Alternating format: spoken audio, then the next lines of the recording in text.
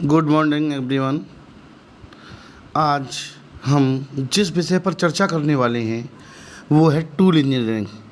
छठे सेमेस्टर में यह सब्जेक्ट पहली बार पढ़ाया जा रहा है। इससे पहले टूल इंजीनियरिंग नहीं हुआ करता था यह सब्जेक्ट, ठीक है। ये पहली बार आया है यह सब्जेक्ट। लेकिन मैं आपको एक चीज़ बता दूं इसमें कि जो ये टूल इंजीनियरिंग सब्जेक्ट है, इसमें जो आपके कंटेंट्स हैं वो machine tool technology and maintenance, जो आपने 5वें सेमेस्टर में MTTM जो पढ़ा है उससे ही रिलेटेड सब्जेक्ट है।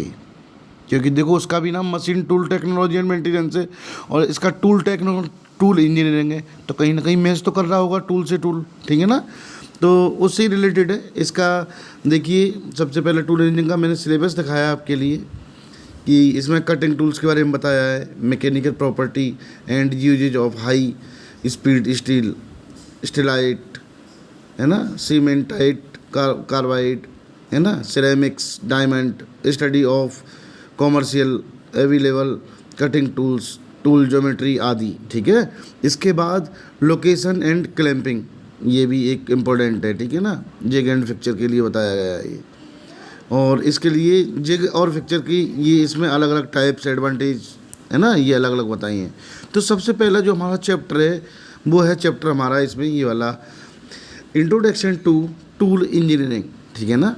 तो सबसे पहले हमको ये जानना पड़ेगा इसमें जो इंट्रोडक्शन देंगे हम, कि ये टूल इंजीनियरिंग सब्जेक्ट किस से रिलेटेड है। तो देखिए, डेफिनेशन पढ़ते हैं इसकी कि टूल इंजीनियरिंग प्रोडक्शन इंजीनियरिंग का एक महत्वपूर्ण सब्जेक्ट है ना। प्रोडक्शन इंजीनियरिंग का टूल इंजीनियरिंग के क्षेत्र में विभिन्न प्रकार के कार्य जैसे धातु काटना, प्रेस कार्य, विभिन्न प्रकार के जिग तथा फिक्चर के लिए विभिन्न होल्डिंग डिवाइस का उपयोग किया जाता है। टूल इंजीनियरिंग मोटर वाहन, एरोस्पेस, रेलवे, घर, उपकरण उद्योग में बृहद रूप से प्रयोग किए जाते हैं। देखिए, बिना टूल की कोई भी मशीन नहीं चल सकती। मशीन में जब तक टूल नहीं लगाएंगी तब तक वो कटिंग कैसे करेगा, है ना। टूल को क्यों लगाते हैं हम? कटिंग करने के लिए या और कुछ चीज़ों को सेट करने के लिए टूल्स का उपयोग होता है ना। तो टूल इंजीनियरिंग में उपकरण के प्रकार, मतलब types of tool in tool engineering, मतलब किस तरह के टूल प्रयोग किए जाते हैं टूल इंजीनियरिंग में।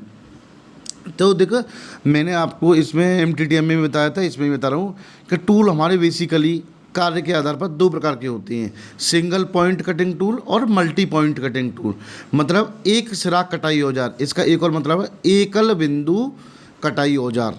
और दूसरा है इसका मल्टी पॉइंट कटिंग टूल, मतलब बहु बिंदु कटाई औजार, मतलब जिसके बहुत सारे बिंदुओं हों कटाई करने के लिए, तो वो हमारा हो गया मल्टी पॉइंट कटिंग टूल। और सिंगल पॉइंट कटिंग, जिसमें एक ही पॉइंट हो सिंगल काटने के लिए, ठीक है ना।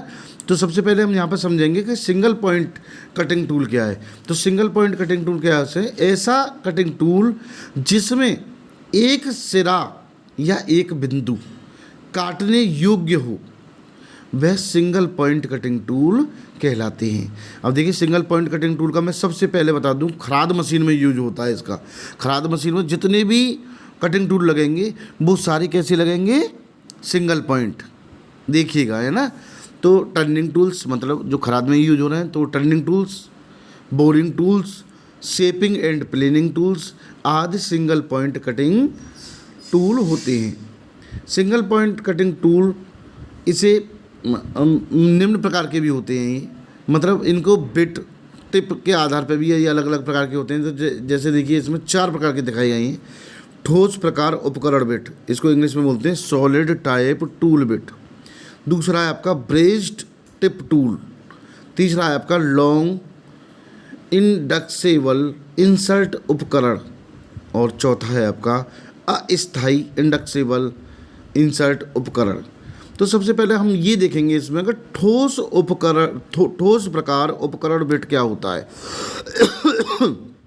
देखिए, ऐसे टूल बिट जिनका उपयोग ठोस पदार्थों में प्रक्रिया करने के लिए किया जाता है, सॉलिड टाइप टूल बिट कहलाते हैं। जैसे कंक्रीट, जैसे जो बिट बनाई जा रही है वो कंक्रीट की हो, कार्बाइड की हो, ये ठोस पदार्थ ही तो होते हैं, ईंट की हो, तो ऐसे बिट हमारे ठोस प्रकार के टूल बिट कहलाते हैं। ठीक है। दूसरा आइए ब्रेज्ड टूल बिट। ये क्या होता है? ब्रेज्ड टूल बिट में एक कटिंग इंसर्ट को टूल शैंक पर ब्रेजिंग क्रिया द्वारा लगाया जाता है। कटिंग इंसर्ट का मतलब जहाँ से वो कटाई कर रहा है ना टूल, जो पॉइंट टच कर रहा है किसी भी वस्तु को काटने के लिए, वहाँ पर हम इंसर्ट क्या कर रहे हैं, हम एक कटिंग इंसर्ट को टूल शैंक पर ब्रेजिंग क्रिया द्वारा लगाते हैं, इंसर्ट को लगाते हैं। जैसे मान के चलो वो इंसर्ट सबसे पहले टच करेगी किसी भी पदार्थ को काटने के लिए, है ना।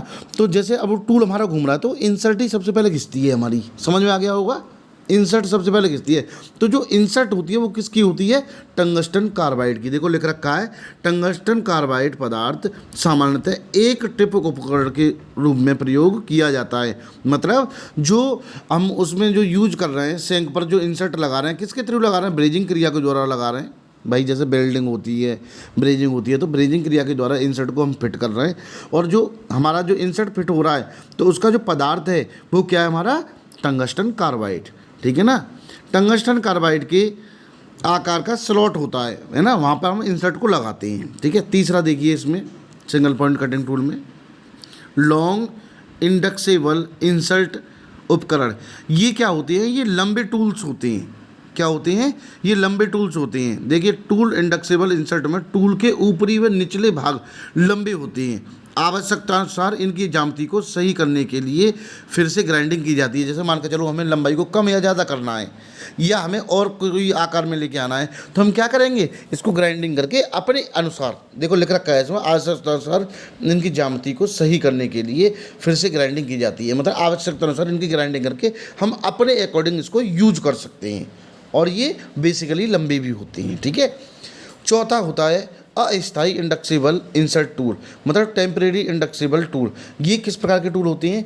इस प्रकार के कटिंग टूल डालने में 3 तरह के होल्डर्स रखा जाता है। देखिए टूल होल्ड यहाँ पर डालने का मतलब क्या है कि जो होल्डिंग डिवाइस जो होती हैं, होल्डर्स जो होते हैं, उन्हीं में तो हम टूल को पकड़ेंगे भाई। टूल डायरेक्ट थोड़ी नहीं चल जाएगा, टूल को कहीं पकड़ के घुमाएंगे तभी तो टूल चलेगा। तो होल्डर्स हमारे 3 तरह के होते हैं। इसमें इंसर्ट का उपयोग आवश्यक आकार एवं ज्यामिति के आधार पर किया जाता है जैसी हमें आवश्यकता है।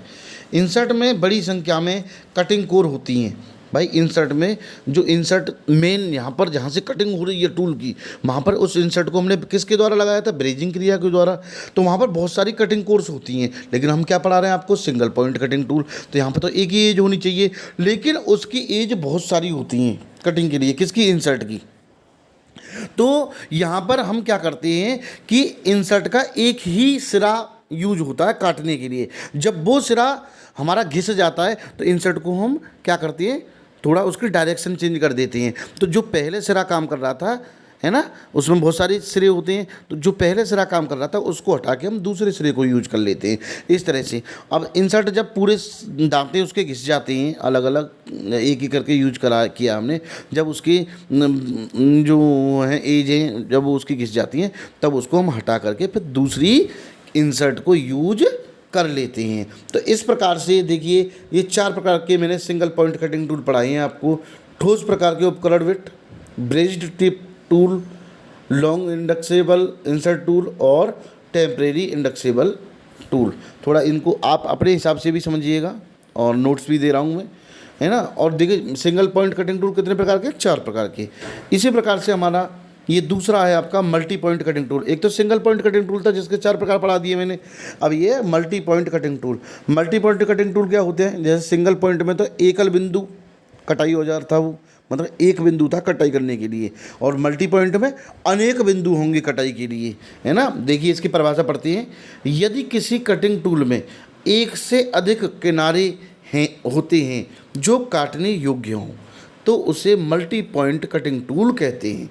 जैसे ड्रिलिंग में आपने देखा होगा बहुत सारे बिंदु होते हैं काटने के लिए, मतलब एक सिंगल पॉइंट में भी आता है और एक मल्टी पॉइंट में भी ड्रिलिंग टूल आता है। ऐसी ड्रिलिंग टूल हो गया, एक ऐसी मिलिंग टूल। मिलिंग में तो बहुत सारी एक तरह से बिल्कुल गियर टाइप में इतनी दांती से लगी रहती हैं, तो वो हमारा मिलिंग टूल होता है, उससे हम काटते हैं। उसमें तो एक से अधिक क्या बहुत सारे मल्टी पॉइंट होते हैं कटिंग टूल, उसमें कटिंग एजेस उसमें किस में, मिलिंग टूल में, ठीक है। ब्रोचिंग में भी, ब्रोच जो होता है उसमें भी मल्टी पॉइंट कटिंग टूल होता है, ठीक है, वो भी मल्टी पॉइंट कटिंग टूल होता है। इस तरह से आज हमने जो आपसे चर्चा की है वो की है आपके सिलेबस को लेके कि सिलेबस क्या क्या है, इसको सभी को देखना है। इसके बाद आपको इंट्रोडक्शन दिया है कि टूल इंजीनियरिंग होती क्या है, इसमें क्या यूज करना है। उसके बाद हमने आपको बताया टूल इंजीनियरिंग में जो टूल इंजीनियरिंग में जो टूल होते हैं वो कितने प्रकार के होते हैं। तो single point cutting tool, multi point cutting tool. तो सिंगल पॉइंट के हमने 4 प्रकार बताए हैं, ठीक है, 4 प्रकार के बारे में बार बार चर्चा कर ली हमने। और दूसरा है मल्टी पॉइंट कटिंग टूल, उसके बारे में भी देखो लास्ट में चर्चा कर ली, सबसे नीचे जो दिख रहा है। तो ये हमारे 2 प्रकार के टूल इंजीनियरिंग में टूल यूज होते हैं, सिंगल पॉइंट कटिंग टूल और मल्टी पॉइंट कटिंग टूल, ठीक है ना। तो इसके बारे में आपको नोट्स बनानी है जो आज मैंने पढ़ाया है, ठीक है। और जो कल का जो टॉपिक रहेगा, मतलब नेक्स्ट लेक्चर का इसका टॉपिक रहेगा, कल का मतलब अल्टरनेट डे पे चल रहा है, कल एमएमआई चलेगा, उसके बाद में ये टूल इंजीनियरिंग का आएगा परसों में। तो नेक्स्ट टाइम पर जो हम टॉपिक को उठाएंगे वो है हमारा मशीन टूल के प्रकार, टाइप्स ऑफ मशीन टूल, है ना। मशीन टूल कौन कौन से प्रकार के होती हैं, ये तो हमने कार्य के आधार पर बताई हैं आपको, सिंगल पॉइंट और cutting multi point cutting tool, ठीक है। तो अभी सभी लोग बच्चे इसको नोट्स को बनाएंगे और प्रॉपर तरीके से इसकी पढ़ाई करेंगे, ठीक है।